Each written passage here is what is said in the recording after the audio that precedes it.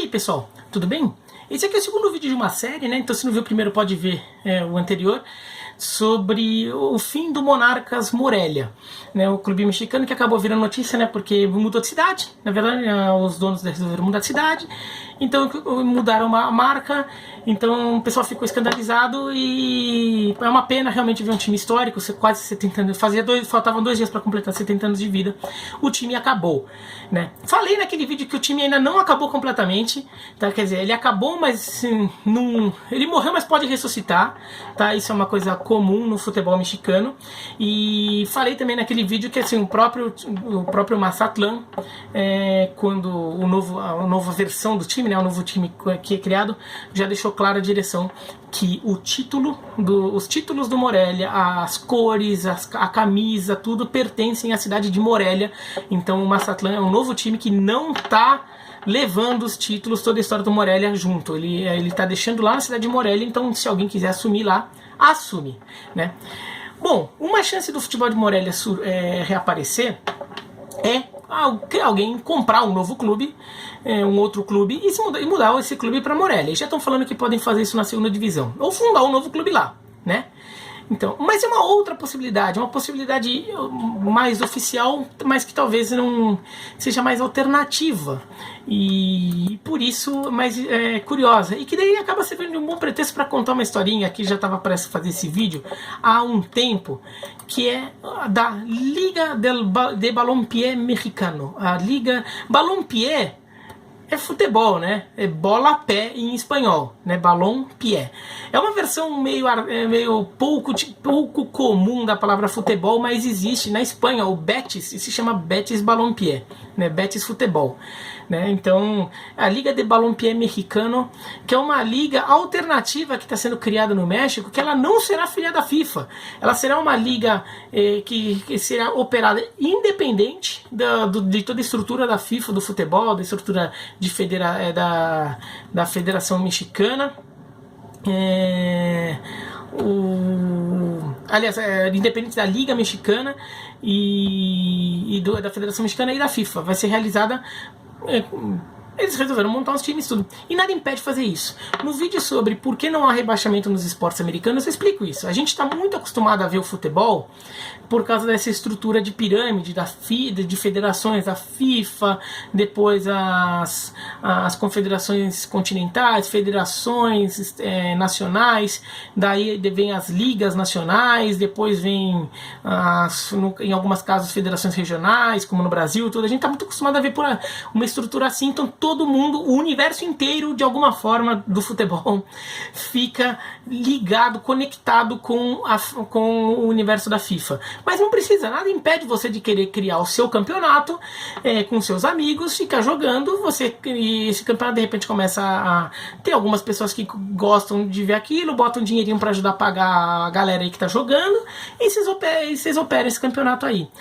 A advogada de Gislaine Nunes, a advogada lá que ganhou muito processo de jogadores de futebol, inclusive muitos da Portuguesa, ela chegou a montar um campeonato paulista alternativo, né? Uma liga paulista de futebol ali, com clubes, inclusive contando com alguns clubes que não estavam mais na Federação Paulista, né? Não estavam mais disputando por lá, tipo o Corinthians de Presidente Prudente, alguns times assim. E chegou até o time da Vai Vai, né, da escola de samba Vai Vai, que montou um time de futebol também, né. Mas no México está surgindo um projeto que é até mais ambicioso que é essa Liga de Balompié Mexicano, que vai ficar num sistema da Associação Nacional de Balompié Mexicano. Quer dizer, eles criaram também meio que uma federação não filiada à FIFA, ela vai ser filiada à CONIFA, que é a Confederação das Associações Independentes de Futebol, que são as federações não ligadas à FIFA, não filiadas à FIFA, que em geral são federações de regiões autônomas que não são países independentes, como por exemplo Chipre do Norte, que é a região do Chipre dominada pela Turquia, o Tibete, o Kurdistão, Saara Ocidental, que é aquela parte no sul de Marrocos, né? Quebec, né? Catalunha, né? Muitas das regiões são separatistas, né? Então tem ideia separatista. Crimeia, né? Que é a região que é a península que deu um rolo lá entre ucranianos e russos.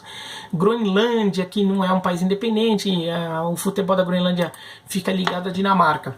Então a CONIFA é a confederação que reúne esse pessoal todo, e daí essa Associação Nacional de Balompié, de futebol mexicano, estaria conectada à CONIFA. Qual que é a ideia? O criador dela é o Carlos Salcido, que alguns de vocês talvez se lembrem, jogador da seleção mexicana, jogou no PSV também, jogou bastante tempo no PSV da Holanda e jogou bem até. Ele é daquela geração da seleção mexicana que o México ganhava toda hora do Brasil, né? E ele criou essa federação em janeiro deste ano, janeiro de 2020, essa liga, em janeiro de 2020. Qual que é a ideia? A ideia é criar um campeonato mexicano, aproveitando cidades que não tem times na primeira e na segunda divisão do campeonato mexicano, e para dar mais emprego para jogadores também, né? E jogadores que de repente não tem espaço na primeira divisão do futebol mexicano. Ela acabaria sendo uma liga de formação, ou uma liga em que de repente os jogadores tentam uma segunda oportunidade. Então ela vai ser uma liga de nível técnico mais fraco, claramente. Ela, para quem acompanha esportes americanos, vai acabar tendo um papel meio que de liga de desenvolvimento da NBA ou de ligas menores do beisebol, porque ela não vai ter promoção e rebaixamento, porque ela vai ser a divisão mais alta do universo dela, que não é o universo da Federação Mexicana, da Liga MX e da FIFA. Todos os times poderiam ter 5 jogadores estrangeiros, só que no máximo 3 em campo ao mesmo tempo. Ou seja, a ideia é dar também emprego para jogadores mexicanos. E vários times já estão confirmados para a primeira temporada. O campeonato vai ser em pontos, a fase de classificação em pontos corridos, turno e retorno. O primeiro colocado vai para a final. Daí segundo, terceiro, quarto e quinto disputam um mata-mata que definirá a segunda vaga na final para decidir quem é o campeão, que seria uma super final, né? E aí tem uns times que se apresentaram, até times de cidades interessantes, assim, cidades que não são tão pequenas assim, então até tem um potencial de chamar a atenção. Entre os clubes já confirmados tem o Acapulco, que é da cidade de Acapulco, né? Quem assiste Chaves já conhece. Era uma cidade de praia muito famosa no México. Tem Ensenada, na Baja Califórnia, que daí já é uma cidade menor. Veracruz, que é uma cidade portuária super importante no Golfo do México, que tinha um time na primeira divisão não faz muito tempo, mas o Veracruz acabou tendo problemas e não está jogando mais. Oaxaca, que é uma cidade importante do sul do México, um segundo time de Veracruz, né? Teriam 2, o Tiburon e o Atlético. O Naucalpan de Ciudad Juárez, que é uma cidade na fronteira com os Estados Unidos, que também já teve time na primeira divisão não faz muito tempo. E o Jaguares de Jalisco, que é no estado de Jalisco, mas não definiram qual seria a cidade e sede dele. O estado de Jalisco é o estado em que fica a cidade de Guadalajara, tanto que o estádio, né, de Guadalajara é o estádio Jalisco, né, onde o Brasil jogou as Copas de 70 e 86. E Nessa, né, o Nessa, que é o retorno do Nessa, que é de Nessa ao Alcoyotl, que é uma cidade na região metropolitana da Cidade do México, que teve jogo na Copa de 86 em Nessa. E Nessa teve time na primeira divisão por muito tempo, todos Nessa, tudo fechou. Então seria o retorno do futebol à cidade de Nessa. Os 2 times de Veracruz jogariam em estádio para 30 mil pessoas, então seriam estádios grandes ali. Mas outras cidades ali, daí tem a lista de candidatos grande ainda, mas algumas cidades relativamente importantes ali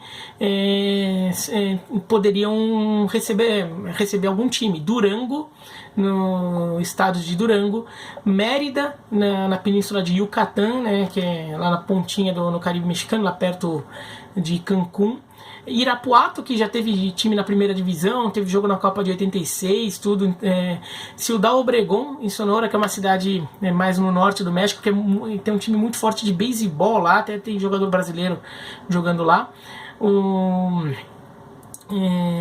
Puebla, que teria o Lobos. O Lobos era um time que até o ano passado estava na primeira divisão do Campeonato Mexicano, acabou tendo problemas financeiros, foi vendido. O Lobos é da Universidade Autônoma de Puebla, né? Lobos de Puapi. Então o Lobos voltaria nesta liga alternativa. E um time que já teve até anunciado sua intenção de criação e de inscrição, o Atis de Morelia. Então, Morelia, se não receber um time no sistema da Liga MX, no sistema oficial, pode receber um time de futebol novo por meio dessa nova liga, desse campeonato alternativo. E a ideia desse campeonato eu achei bem interessante. A ideia é assim, se o sistema oficial do futebol local não te dá oportunidades para prosperar com clubes em várias cidades, e várias cidades estão a fim de ter um time de futebol, por que não criar uma alternativa? Os americanos, nos Estados Unidos funciona assim, tem as várias ligas, né? Tem a Major League Soccer, o USL, tudo que elas são independentes entre si. Algumas, assim, até tem parcerias, mas algumas são independentes e não tem promoção e rebaixamento. Você cria a liga. E você não precisa também ficar, não, mas tem que poder subir. Não, você cria a sua liga, você faz do jeito que você quiser. E poderia ser uma alternativa interessante aqui pro futebol brasileiro em algumas instâncias. Se começarem a perceber que o sistema da CBF, por exemplo, a séries A, B, C e D, tá? Tem as séries. Se de repente perceber que nenhuma dessas séries tem muito time interessante sobrando, por que os outros times que sobram não chegam, de repente, e organizam um campeonato paralelo?